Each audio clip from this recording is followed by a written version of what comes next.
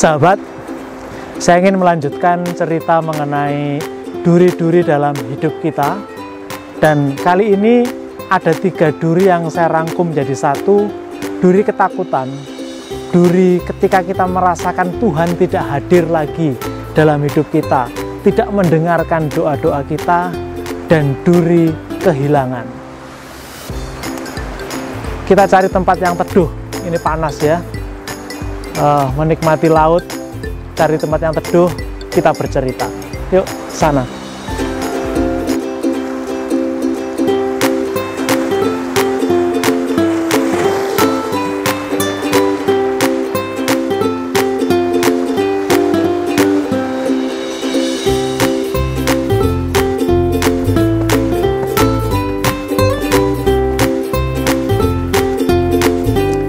Yang pertama yang hendak saya ceritakan mengenai duri ketakutan, itu bukan ketakutan akan sesuatu, misalnya takut gelap, takut kecoa, atau hal-hal seperti itu.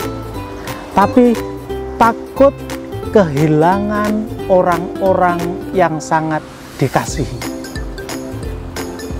Itu banyak kisah. Seseorang tidak tahu mengapa dalam hatinya itu sungguh memiliki ketakutan yang besar bahwa orang-orang yang dia cintai, kalau anak takut kehilangan orang tua takut kehilangan anak-anak, ketakutannya itu begitu besar. Dan sungguh kita semua makhluk hidup ini pasti ujungnya adalah kematian. Ketika hal itu terjadi, ketakutannya itu seperti terkonfirmasi, seperti terjawab, loh kan bener toh apa yang kutakutkan. Lalu seorang anak itu ketakutannya menjadi besar, semakin besar. Kita mungkin melihat seorang anak atau bahkan orang tua yang takut meninggalkan rumahnya, takut meninggalkan orang-orang yang dia cintai, karena dia takut bahwa sewaktu-waktu mereka akan pergi. Ada banyak cerita mengenai hal ini. Misalnya orang tua yang terus berdoa sebelum dia tidur agar anak-anaknya dijagai. Tapi pada saat yang sama, anaknya mengalami kecelakaan, meninggal. Lalu bapak itu atau ibu itu terpukul setengah mati karena pada saat dia berdoa, mendoakan anak-anaknya, anaknya meninggal karena kecelakaan. Di situ rasa sakit yang lain itu bukan hanya sekedar sakit karena takut tadi, tapi ada sakit yang lain. Ketika dia mengalami seolah-olah Tuhan tidak hadir, Tuhan tidak mendengarkan doa-doanya. Bahkan ketika dia berdoa, mohon Tuhan menjaga orang yang dia kasihi, orang yang dia kasihi meninggal.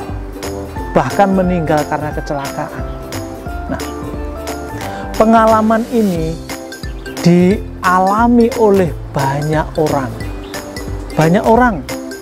Jadi bukan orang yang kurang berdoa, bukan orang yang kurang beriman yang mengalami banyak masalah seperti ini. Mengalami Tuhan seakan-akan absen, tidak hadir dalam hidupnya, bahkan meninggalkan mereka. Nah, pengalaman ini lalu mengkonfirmasi atau meyakinkan kembali rasa sakit yang lain yang permanen, yaitu sakit ditinggalkan. Ketika orang-orang yang kita kasihi pergi untuk selama-lamanya, pasangan hidup, orang tua, anak-anak, ketika mereka pergi selamanya dari hidup kita, kesakitannya itu luar biasa. Sungguh-sungguh tidak akan tergantikan. Ketika saya kehilangan bapak saya, ada banyak kecamuk yang hadir dalam hati saya. Banyak pikiran-pikiran buruk datang.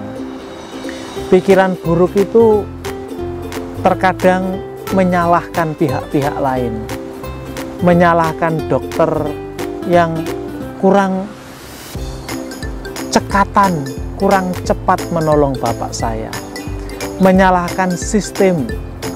Jadi karena bapak saya itu pasien BPJS begitu, sehingga dalam proses penanganannya itu menjadi lambat. Tidak secepat kalau bapak saya itu pasien biasa. Jadi tanpa mau menyalahkan dokter-dokter, menyalahkan rumah sakit, tapi memang saya harus menerima bahwa pasien BPJS itu terkadang dinomorduakan. Jadi menjadi lebih lambat responnya, tidak secepat kalau pasien biasa. Nah, ketika melihat itu saya menyalahkan semua. Jadi waktu itu 3 tahun yang lalu marah hati saya. Kenapa prosesnya menjadi begitu lama? Seolah-olah administratif ini lebih penting daripada nyawa. Kemudian seiring berjalannya waktu, saya berproses bahwa meninggalnya bapak ini tidak bisa digantikan. Meskipun saya menyalahkan semua pihak, toh tidak akan mengembalikan kenyataan bahwa bapak saya sudah meninggal. Saya sekarang harus hidup dengan kenyataan saya sudah tidak punya bapak lagi. Ketika pulang ke rumah, situasinya berbeda. Situasi yang kerap kali menjadi sedih ketika kita bercerita-cerita, dan selalu apapun yang kita ceritakan kalau kita di rumah nanti ujung-ujungnya pasti akan sampai ke bapak, dan itu masih menyisakan air mata. Terkadang masih menangis untuk bercerita itu. Apalagi kalau misalnya seperti saya yang cukup lama atau memang karena pilihan hidup saya jauh dengan orang tua. Tidak melihat secara dekat kondisinya saat-saat sakit, saat-saat terakhirnya. Nah, rasa sakit itu bisa sangat dalam. Pengalaman ini sekali lagi bukan hanya pengalaman saya seorang. Ada banyak orang yang mengalami sakit seperti ini. Sakit kehilangan orang yang kita kasihi. Dan itu tidak bisa digantikan. Contoh, kisah mengenai Ayub. Ayub kehilangan 10 anak. Kemudian setelah peristiwanya itu selesai, dia memiliki lagi 10 anak. Apakah 10 anak yang baru ini bisa menggantikan 10 anaknya yang lama? Tidak. Mereka yang pernah hadir dalam hidup kita tidak akan pernah bisa diganti.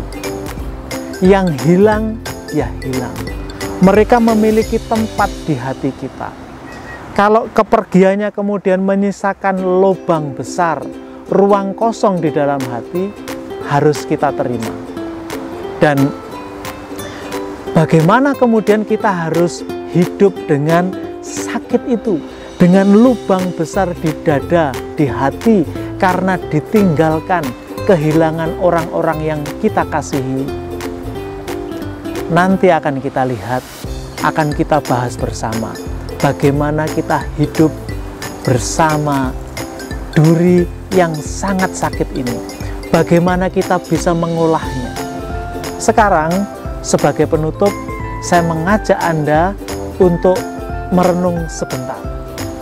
Mari kita merenungkan sejenak, melihat pengalaman diri kita sendiri, pengalaman kehilangan orang-orang yang kita kasihi, pengalaman mengalami sakit yang sangat dalam.